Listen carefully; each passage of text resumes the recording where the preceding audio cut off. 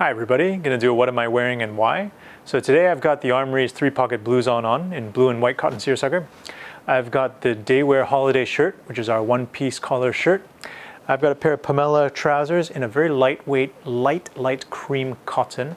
I've got the Alden's leisure hand-sewn snuff suede loafer. And why am I wearing this today? A couple reasons. First is we just got this into stock, so this is now available in our Hong Kong stores. It's an exclusive. I'm really happy with how it turned out. So this is the first time we've done a 3PB in a patterned cloth like this. Unfortunately on camera it might look like it's a little optic, but I guarantee you in person it's lovely. And you know, from a distance it looks a little bit grayish, but then in person it's very kind of blue and white. And I also wanted to talk about very muted colors in an outfit and then how accessories can work around that. You know, like for me, I actually tend to prefer colors that are quite subtle and quite low contrast. I mean, this is a personal thing, of course, it varies for every person. But you know, like with this, which is, you know, almost melting into the trouser, but not quite. Like what's differentiating it is not just the color tone, like this is a little cooler because you have that blue in there, whereas this is not white, this is very pale cream. So there's a little bit of a color contrast, and there's also definitely a texture contrast, right? So like the seersucker has that waviness to it, whereas this is a very fine twill, and so it's much smoother.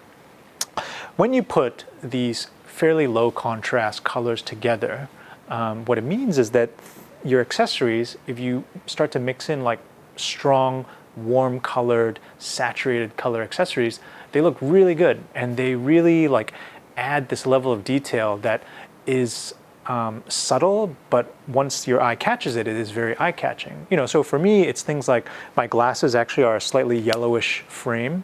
I have a wooden pen with a brass clip. The buckle on my trouser is in brass as well. And then obviously I have the tan loafers, so that's something that's also quite a strong contrast from everything else I've got on. And it's a nice opportunity to wear gold too, so like I've got, you know, a tan strap for my watch and also a gold case to it.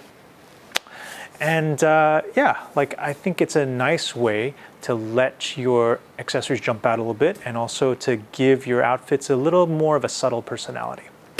Other things I wanted to show you today, I just received this.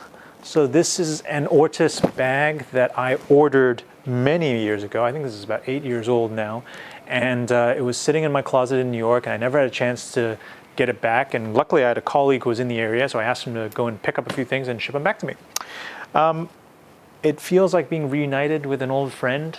You know, this bag has followed me around the world God knows how many times, and I really missed it. It feels great in hand, and I'm just so impressed with how well it's held up. And you know, I wanted to talk about this because I wanted to segue into the next video which we're going to make, which is about Ortis's Caltha clutch. So the Caltha clutch is kind of one of the iconic Ortis designs. It's beautifully made. There's an incredibly long wait list for them, but we have 2 pieces in stock, one in Hong Kong, one in New York. So I will talk about that next. If you guys have any comments on like subtle colors, low contrast outfits, would love to hear from you. Or if you just have leather bags that you really love, and you know, especially in this time of COVID, the chances that you get to take them out and kind of put them back to work again is always very satisfying. So I'd love to hear about your experiences on that too. Thanks for watching.